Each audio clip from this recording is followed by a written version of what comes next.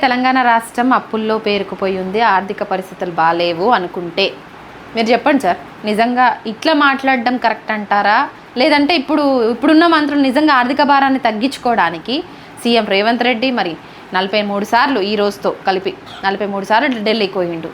So ఢిల్లీకి పోతే కోట్లలోనే ఖర్చు అవుతుంది, అది మీకు కూడా తెలిసిందే. మరి ఇప్పుడు ఉన్నటువంటి మంత్రులు హెలికాప్టర్లు వాడడం, ఒక బర్త్డేకి పోయినా హెలికాప్టరు, ఓ పెళ్ళికి పోయినా హెలికాప్టరు, అక్కడ నిజంగా వాళ్ళు ఖర్చు పెట్టిన హెలికాప్టర్ పనులు వాళ్ళు చేసిన పనికి సార్థకమా కాదా కూడా బేరీజ్ వేసుకోలేని పరిస్థితుల్లో ఇప్పుడున్న మంత్రులు ఉన్నారు. సో దీని గురించి ఏం చెప్తారు? మంత్రుల హెలికాప్టర్లు కావచ్చు, ముఖ్యమంత్రి ఖర్చు పెట్టే విధానాన్ని కావచ్చు. ఇప్పుడు పరిగడిపోడు పెళ్ళికి పోతే మళ్ళీ బువ్వ దొరకదో అని చెప్పేసి ఆడనే తిరుక్కుంటా ముప్పోతులో తింటాడంట.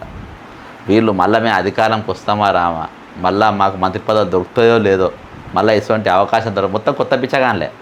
రాజశేఖర రెడ్డి ముఖ్యమంత్రి ఉన్నప్పుడు కానీ, లేకుంటే రోషే గారు ఉన్నప్పుడు కానీ, సరే ఆంధ్ర పాలకులు ఎవరున్నా, మరి చెన్నారెడ్డి ఉన్నప్పుడైనా కానీ వీళ్ళ మంత్రులు క్రమశిక్షణతో ఉండేది. ఇప్పుడు ఎవరికి వాడే అందరు ముఖ్యమంత్రులు లెక్కనే, ఎవరికి వాడే. ఇప్పుడు సీఎంఏ దొంగ అయినప్పుడు, అరే నువ్వు దొంగ నీకేంద్రనే మర్యాద ఇచ్చేది, నువ్వు దొంగ నువ్వు హెలికాప్టర్ పోతే లేని నేను పోతే తప్ప నేను అంటే పోటీ పడి పోతురా అంతే కదా. ఇప్పుడు ఆయన అడిగింది అనుకో, ఆయన ఇదే అంటారు, వేరే ఏ డైలాగ్ కొట్టారు. ఇప్పుడు ఉత్తమ్ కుమార్ రెడ్డి అన్నావు, ఏం సార్ మీరు ఎక్కువ హెలికాప్టర్లు ఎక్కువవుతున్నా, అరే నువ్వు దొంగవురా భయ్, నువ్వే ఒప్పుకున్నావు, దొంగ లేని తిరగంగా లేని నేను తిరుగుతా చాలాసార్లు అన్నాడంట. మరి అప్పుల రాష్ట్రం అన్నప్పుడు వాళ్ళు తిరిగినాయి, వాళ్ళు ఖర్చు పెట్టాలి, ప్రభుత్వం పైసలు ఎందుకు? వాళ్ళకి కాదు అది పబ్లిక్ పైసలకే షరతులు, వాళ్ళకి కాదు. ఈరోజు రేవంత్ రెడ్డి ప్రభుత్వ బంగ్లాలో ఉండకుండా ఆయన బంగ్లాలో సొంత ఇంట్లో ఎందుకుంటాడు? అలా సరే సెటిల్మెంట్లు చేసుకోవచ్చు, దందాలు చేసుకోవచ్చు, దందాల కోసం వాళ్ళు ఉంటుండ్రు. ప్రభుత్వ బంగ్లాలు ఎందుకు? ప్రజలు ఎక్కడ గౌరవిస్తుంది? ప్రజల పైసలు కావాలి, పైసల హెలికాప్టర్లు కావాలి, ప్రజల విమానాలు కావాలి, ప్రజల విందులు వినోదాలు కావాలి, అన్నీ కావాలి. కానీ ప్రజల బంగ్లాలు మాత్రం ఉండవు. ఎందుకుండవు నువ్వు? ఎందుకుండవు అంటే ఆడ సెటిల్మెంట్లు చేసుకోలేవు, ఆడ డబ్బు ఎంత వస్తుందో పోతుందో తెలియదు, జనానికి తెలిసిపోతుంది.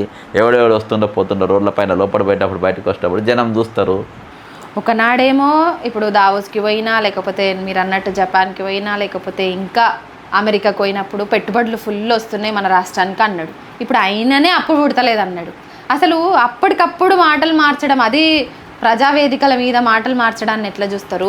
పబ్లిక్కి ఎట్లాంటి ఇండికేషన్స్ పోతాయి ఆయన మాట్లాడే తీరు పట్ల? ఇప్పుడు నేను మీకు దావోస్ పోయి వచ్చినాక మీకు నేను ఒక ఇంటర్వ్యూ ఇచ్చిన, మీరు చూడండి. ఈయన ముఖం చూసి దావోస్లో ఎవరు ₹1 కూడా పెట్టుబడి ఛాలెంజ్ చేసి చెప్పిన, ఎవరు కూడా ఛాలెంజ్ చేస్తున్నా.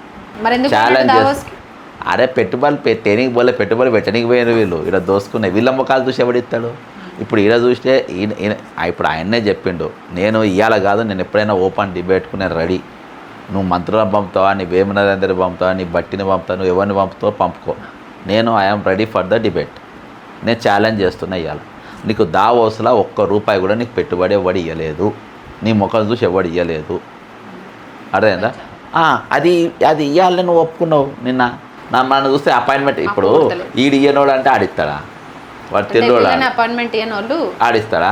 జపాన్ వాడు కూడా ఎవరు ₹1 ఇవ్వలే. నీకు ఎక్కడ సౌత్ కొరియా కూడా పోయినరు, ఇక్కడ మూసి పరివాహిక ప్రాంత డెవలప్మెంట్, అది కూడా మన బొక్కే.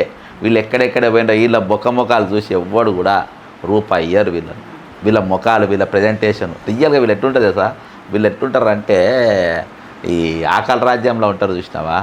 ఆకలి రాజ్యంలో ఆ టైప్లో ఉంటారు వీళ్ళు. ఎక్కడ పోయి ఎట్లా పడతారో అని చెప్పి ఇక వాళ్ళని వివరించడానికి కూడా నాకు పదాలు లేవు. కానీ అంత చిల్లరగా లేరు ఇప్పుడే ప్రతినిధులు కూడా. సౌత్ కొరియా పోయిన వాళ్ళు చూసినా ఒక్కడు కూడా స్టేట్స్మెన్ లేడన్న. స్టేట్స్మెన్స్ ఉంటారు అందులో, అర్థమైందా? దానిలో నీ స్టేచర్ అవసరం నీది.